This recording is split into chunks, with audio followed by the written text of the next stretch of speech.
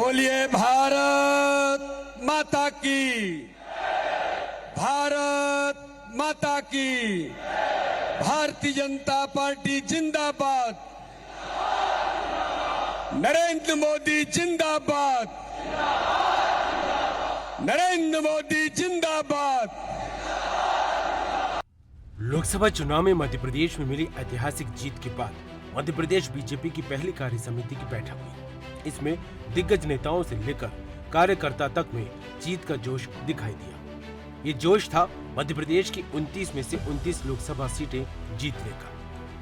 प्रदेश अध्यक्ष वी.डी. शर्मा ने एक एक कार्यकर्ता को जीत का श्रेय दिया। उन्होंने कहा, एक एक कार्यकर्ता ने मेरा बूथ सबसे मजबूत बनाने का काम किया है।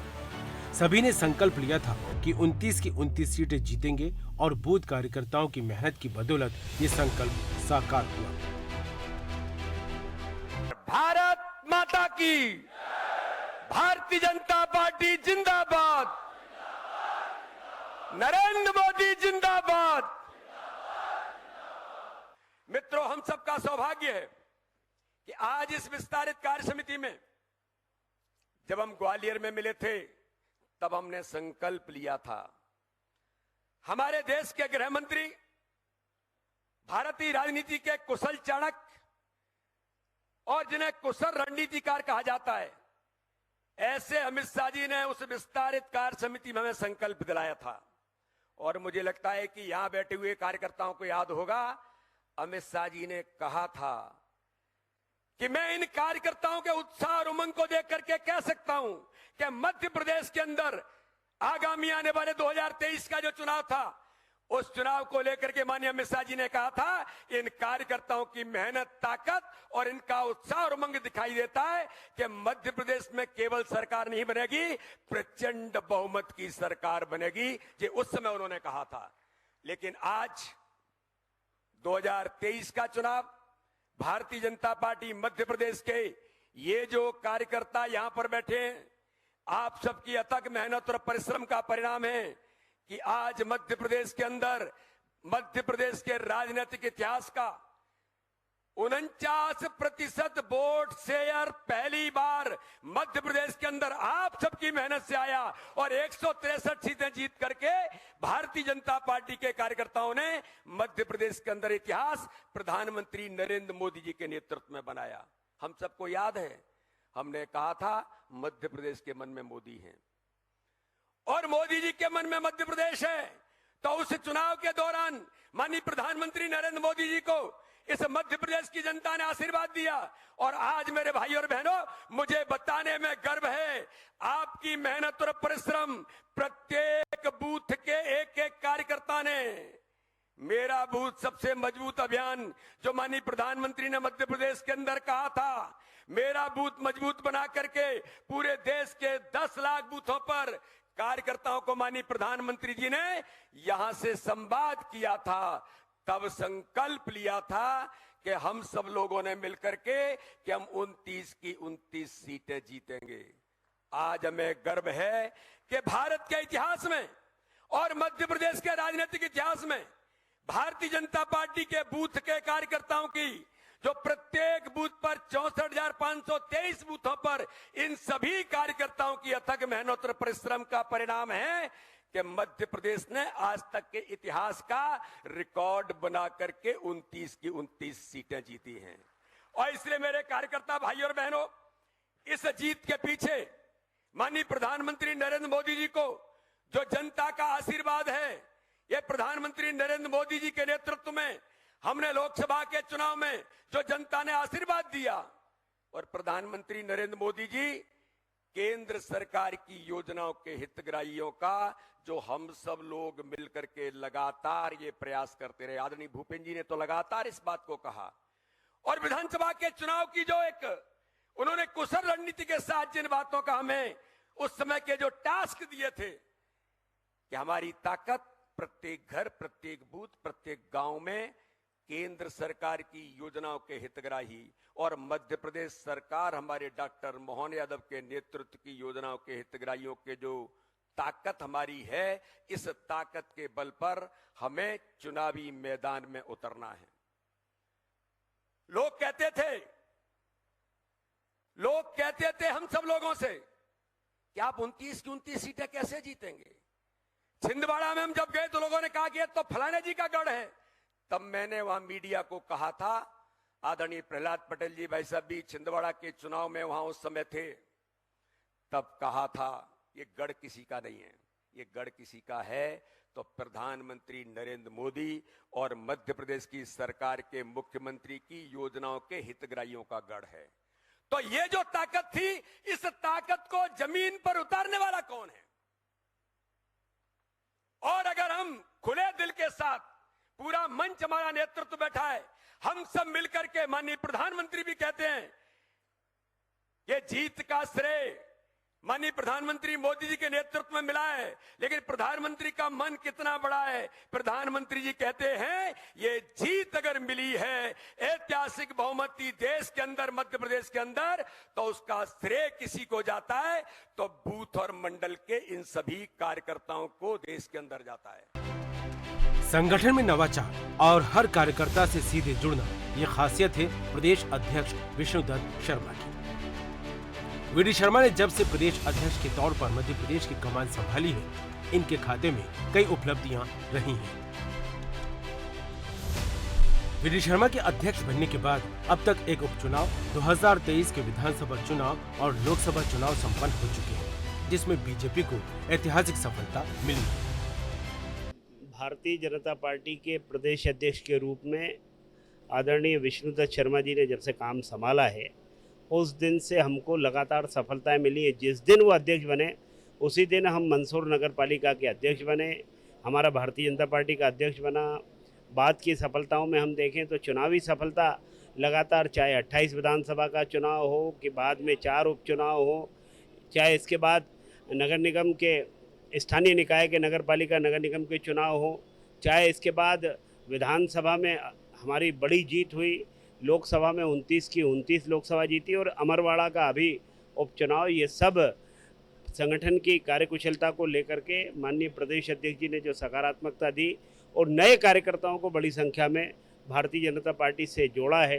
बूथ विस्तारक अभियान, ऐसा अभियान जिसकी पूरे देश में चर्चा हुई है, सराहना हुई है, ऐसे अनेक कार्यक्रम जो संगठन की नींव को मजबूत करने वाले, ये काम माननीय विष्णुदत्त जी शर्मा के अध्यक्षीय कार्यकाल में हुए हैं और लगातार जारी है। देखिए ये सब हमारे केंद्र का विषय होता है, क्या करना है, क्योंकि सबको एक समान, हम सब समय के बाद भी काम कर रहे हैं और जो भी चीज़ें आएंगी निश्चित रूप से भारतीय जनता पार्टी का जो राष्ट्रीय नेतृत्व बेहतर विचार करेगा। वीडी शर्मा ने पार्टी की कमान फरवरी 2020 में उस वक्त संभाली थी जब प्रदेश में बीजेपी विपक्ष में थी और कांग्रेस सत्ता पर काबिज थी। लेकिन वीडी शर्मा के संगठन की कमान संभालने के 1 महीने के अंदर ही, यानी मार्च 2020 में कांग्रेस में बड़ी दरार पड़ी। पहले से नाराज ज्योतिरादित्य सिंधिया ने कांग्रेस से इस्तीफा दे दिया। उसके बाद सिंधिया की दिल्ली में अमित शाह से मुलाकात हुई। उधर जब ज्योतिरादित्य सिंधिया की पीएम नरेंद्र मोदी और अमित शाह से मुलाकात चल रही थी, तो इधर बेंगलुरु में मौजूद सिंधिया समर्थक 19 कांग्रेस विधायकों की तस्वीर सामने आई। इनमें कमलनाथ सरकार के 6 मंत्री भी शामिल थे। इन सभी ने इस्तीफा दे दिया। इसके बाद 3 और विधायकों ने भी इस्तीफा दिया। इस तरह विधायकों के इस्तीफे के बाद कमलनाथ सरकार को तगड़ा झटका लगा। इस्तीफा देने वाले विधायकों की संख्या बढ़कर 28 तक पहुंच गई। सिंधिया समर्थकों के इस्तीफे के बाद कमलनाथ सरकार अल्पमत में आ गई और सीएम शिवराज सिंह चौहान ने मुख्यमंत्री के तौर पर एक बार फिर मध्य प्रदेश की कमान संभाली। ये पहला मौका था जब वीडी शर्मा के प्रदेश संगठन के मुखिया बनने के बाद पार्टी को एक बार फिर सत्ता मिली। 2020 में उपचुनाव हुए, जिसमें 28 सीटों में से भारतीय जनता पार्टी को 19 सीटें मिली, जबकि कांग्रेस को सिर्फ 9 सीटें ही मिली। यह पहला मौका था जब बीजेपी को वीडी शर्मा की कमान में धमाकेदार जीत मिली। मध्य प्रदेश भाजपा के अध्यक्ष सांसद विष्णुदत्त शर्मा जी पिछले लगभग 1.5 टर्म समझ सकते हैं उनके कार्यकाल का, तो वो काफ़ी प्रभावशाली कार्यकाल रहा है। सबसे बड़ी बात यह है कि वो जब उन्होंने चार्ज लिया था तो मध्य प्रदेश में सरकार नहीं थी, कमलनाथ जी की सरकार थी और थोड़े दिन बाद ही सरकार बदल कर भाजपा की हो गई। उसके बाद उनको कैलाश जोशी जी के बाद दूसरे प्रदेश अध्यक्ष हैं जिन्हें शुभंकर कह करके संबोधित किया जाने लगा।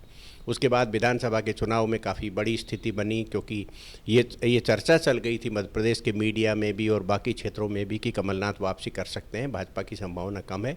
लेकिन उसके बावजूद भी 163 सीटें जीती। इसमें बाकी नेताओं का भी बड़ा योगदान है, संगठन के अलावा सरकार की भूमिका भी रहती है, लेकिन नेतृत्व संगठन का ही माना जाता है। अब लोकसभा के अंदर मेरे ख्याल से मध्य प्रदेश में पहली बार इतिहास बना है कि सभी की सभी लोकसभा सीटें भाजपा ने जीती हैं। तो इसलिए ये कहा जा सकता है कि विष्णुदत्त शर्मा जी का जो कार्यकाल है वो काफ़ी रचनात्मक रहा है और सफलता वाला भी रहा है। एक और महत्वपूर्ण बात यह है, आमतौर पर मुख्यमंत्री और भाजपा अध्यक्ष के बीच में टकराव जैसी स्थिति बनती रही है, या मुख्यमंत्री पावरफुल दिखता है, संगठन का अध्यक्ष कमज़ोर दिखता है। यदि शिवराज जी के कार्यकाल में देखा जाए तो अनेकों बार हम ऐसे अवसरों के साक्षी बने हैं जब संगठन का अध्यक्ष जो है वो मुख्यमंत्री के सामने कमज़ोर रहा है। विष्णुदत्त शर्मा जी के साथ विशेषता ये रही कि उन्होंने शिवराज जी के साथ भी समन्वय बना के रखा और मोहन यादव जी के साथ भी उनका पर्याप्त समन्वय। फिर क्या था, प्रदेश अध्यक्ष वी डी शर्मा संगठन को मजबूत बनाने में जुट गए। वी डी शर्मा संगठन में कई नवाचार लेकर आए। पन्ना प्रमुख से लेकर बूथ स्तर के एक एक कार्यकर्ता में जोश भरने के लिए शर्मा ने लगातार बैठकें की। संभाग से लेकर बूथ स्तर पर बैठकें कर कार्यकर्ताओं से सीधा संवाद स्थापित किया और कई अभियान भी चलाए। चाहे वो मेरा बूथ सबसे मजबूत हो या फिर दीवार लेखन, प्रदेश में एक एक कार्यकर्ताओं को सीधे तौर पर जोड़ने का काम किया। शायद यही वजह थी कि 2023 के विधानसभा चुनावों में बीजेपी को ऐतिहासिक जीत मिली। बताना चाहता हूं कि पूरे मध्य प्रदेश के जो लोग पैचेज कर रहे थे कि चंबल है, ये बिंद है, लोग बघेलखंड के बारे में क्या क्या कह रहे थे, और मैं आपको हमेशा कहता था कि बघेलखंड के अंदर, मैं जब जनरल सेक्रेटरी था, तब प्रभारी था, तब हम 30 में से 24 जीते थे, आज हम 25 जीते। ये जनता का आशीर्वाद, जो काम भारतीय जनता पार्टी के प्रधानमंत्री मोदी जी के नेतृत्व में और हमारे मुख्यमंत्री ने मध्य प्रदेश के अंदर जो काम किया है, कि विकास और गरीब कल्याण और संगठन के कार्यकर्ताओं की मेहनत के आधार पर जनता का आशीर्वाद मिला है।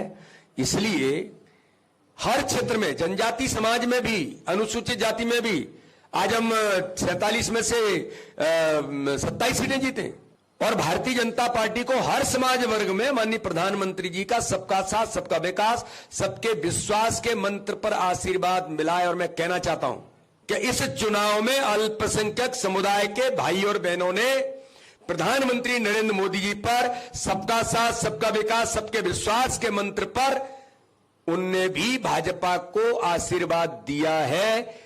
मैं वहां से सांसद हूं। जनता ने मुझे पिछली बार 4,92,000 से आशीर्वाद दिया था। जिस दल के पास वहां 2% वोट भी नहीं है, कांग्रेस, अब मैं अपने मुंह से कुछ कहूं तो मुझे अच्छा नहीं है, कांग्रेस पूरे मध्य प्रदेश के अंदर 29 की 29 सीटों पर अप्रासंगिक हो गई है। उनके नेता अस्तित्व खो चुके हैं। इसलिए भारतीय जनता पार्टी का हमें घमंड नहीं है, लेकिन हमें गर्व है कि भारतीय जनता पार्टी के कार्यकर्ता अपनी अथक मेहनत, परिश्रम से और प्रत्येक बूथ पर चुनाव जीतने के संकल्प से 370 वोट हर बूथ पर बढ़ाने के संकल्प के साथ खजुराहो में इस बार भारतीय जनता पार्टी के कार्यकर्ता आम जनता के आशीर्वाद से हम इस बार रिकॉर्ड बना करके इतिहास खजुराहो में बनाएंगे और पूरे मध्य प्रदेश की 29 की 29 सीटें जीत करके कमल के फूल मोदी जी के झोली में डालेंगे। फिर क्या था, एक के बाद एक जीत मध्य प्रदेश बीजेपी के नाम करने वाले वी डी शर्मा ने इस साल हुए लोकसभा चुनाव का जिम्मा उठाया और प्रदेश की 29 में से 29 लोकसभा सीटों को जीतकर मध्य प्रदेश में एक नया कीर्तिमान स्थापित किया और खजुराहो सीट पर जीतकर दोबारा वहां से सांसद भी बने। गौरवान्वित है ये बुंदेलखंड की धरती और खजुराहो लोकसभा की धरती। मुझे याद है जब माननीय अमित जी ने मुझे यहां से चुनाव लड़ाने के लिए वो खजुराहो लेकर के आए थे, तब इसी स्थान पर उन्होंने आशीर्वाद दिया था। और आज हमारा सौभाग्य है कि माननीय अमित शाह जी मध्य प्रदेश के अंदर इस चुनाव के बुगल को फूंकने के लिए आज बुंदेलखंड की धरती पर खजुराहो लोकसभा के अंदर आज हमारे कार्यकर्ताओं से उन्हें मार्गदर्शन संबोधन देने के लिए आज हमारे बीच में उपस्थित हैं। आदरणीय अमित जी भाई साहब, आपने जब उस समय जो आशीर्वाद दिया था इन कार्यकर्ताओं की ताकत के बल पर, जब मीडिया के मित्र मुझे पूछते थे 12 दिन बचे हैं चुनाव के, आप कैसे चुनाव जीतेंगे खजुराहो लोकसभा के अंदर, तब मैंने कहा था कि माननीय प्रधानमंत्री नरेंद्र मोदी जी और मेरे नेता अमित शाह जी का आशीर्वाद है और भारतीय जनता पार्टी का ये जो कार्यकर्ता है, क्योंकि भाजपा में चुनाव तो कमल के फूल पर होता है, कार्यकर्ता चुनाव लड़ता है और कार्यकर्ता चुनाव जिताता है। आपके आशीर्वाद से 2019 के चुनाव में इन कार्यकर्ताओं ने अथक मेहनत करते हुए पिछली बार 2293 बूथों में से केवल 173 बूथ पर भारतीय जनता पार्टी चुनाव नहीं जीत पाई थी। 65.25% वोट आपके आशीर्वाद से माननीय प्रधानमंत्री जी के नेतृत्व में जिस प्रकार से खजुराहो लोकसभा की जनता ने जो आशीर्वाद दिया, मैं तो चाहता हूं माननीय अमित जी भाई साहब का जो आशीर्वाद उन्होंने मुझे दिया और जनता ने जिस प्रकार से खजुराहो में जो आशीर्वाद दिया था, एक बार जोरदार तालियों से पुनः हमारे गृह मंत्री का अभिनंदन करें। खजुराहो लोकसभा के अंदर अभी विधानसभा के चुनाव हुए हैं।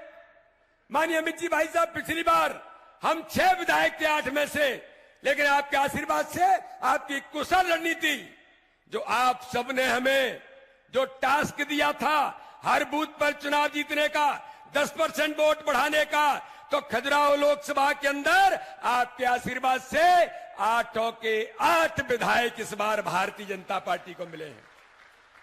तो इसलिए आज इस कार्यकर्ता सम्मेलन में माननीय अमित जी भाई साहब हमें मार्गदर्शन करेंगे।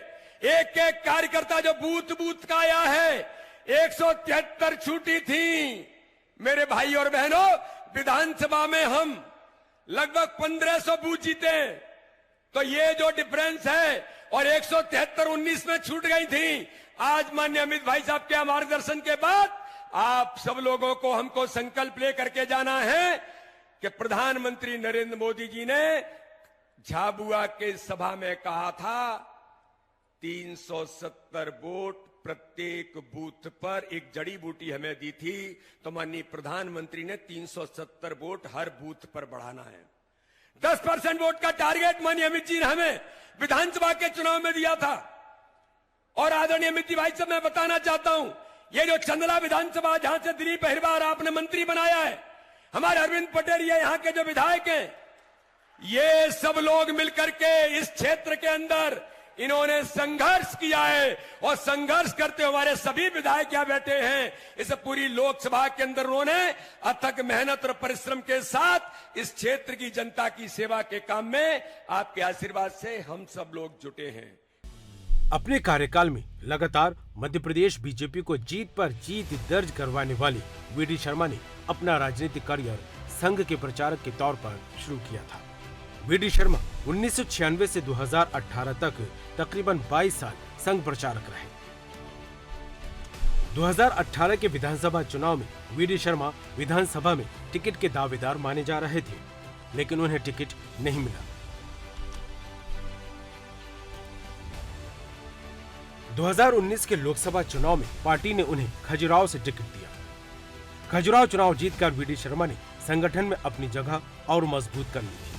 इसके बाद फरवरी 2020 में उन्हें मध्य प्रदेश बीजेपी की कमान दी गई,